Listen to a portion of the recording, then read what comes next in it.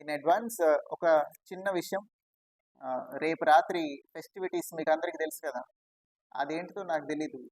New year అయితే కాకపోతే alcohol కన్జంప్షన్‌లో ఎందుకంత డిఫరెన్స్ ఉంటుందో నాకు తెలీదు. ఆ తర్వాత మళ్ళీ అసలే కోతి కళ్ళు తాగిందన్నట్టు మళ్ళీ రోడ్ల మీద బళ్ళేసుకొని వస్తా ఉంటారు.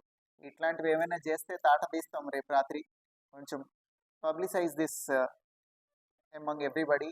డ్రంకెన్ బిహేవియరు, తాగేసి రేపు రాత్రి రోడ్ల మీద తిరగడాలు, సైలెన్సర్లు తీసేసి బైకులు తోలటాలు, రోడ్ల మీదకొచ్చి కేకులు కట్ చేసుకోవడాలు, ఇట్లాంటివి ఏమి చేసినా గానీ we will be very very strict.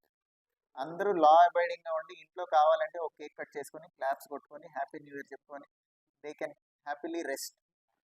రోడ్ల మీదకొచ్చి గొడవలు చేస్తే ఊరుకోము.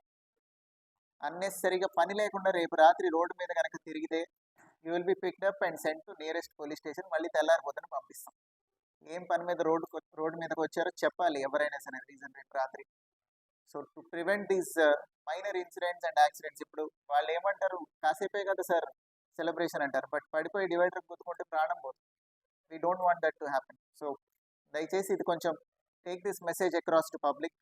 న్యూ ఇయర్ చక్కగా సేఫ్‌గా చేసుకోండి. సేఫ్ అండ్ ఎకో ఫ్రెండ్లీ ఎన్విరాన్మెంట్‌లో ఇంట్లో ప్రశాంతంగా చేసుకోండి. You need not create sound pollution or unnecessary disturbance to others. Thank you. ఇప్పుడు చెప్పండి. 12 వరకు వైన్ షాప్స్‌కి పర్మిషన్ ఇచ్చారా? అదే పనని చెప్పండి. మేము కొనుక్కోవడానికి వచ్చామంటే నాకు ఇబ్బంది లేదు. కొనుక్కొని ఇంటికెళ్ళిపోవచ్చు. Whatever is permitted as per law, I have nothing against it. But తాగేసి బండి తోలుతానంటే మాత్రం ఊరుకోను. మీకు అర్థమైంది కదా! 12 గంటలకు ఇంటికెళ్ళి శుభ్రంగా వాళ్ళ ఇంటిల్లిపాది కూర్చొని ఏం చేసుకున్నా నాకు సంబంధం లేదు. రోడ్ల మీద గొడవ చేయొద్దు, సైలెన్సర్లు తీసేసి తిరగద్దు. హెల్మెట్ పెట్టుకొని పద్ధతిగా లైసెన్స్‌తో వాళ్ళ షాప్‌కి వాళ్ళని వెళ్ళమనండి, మళ్ళీ ఇంటికెళ్ళిపోమనండి.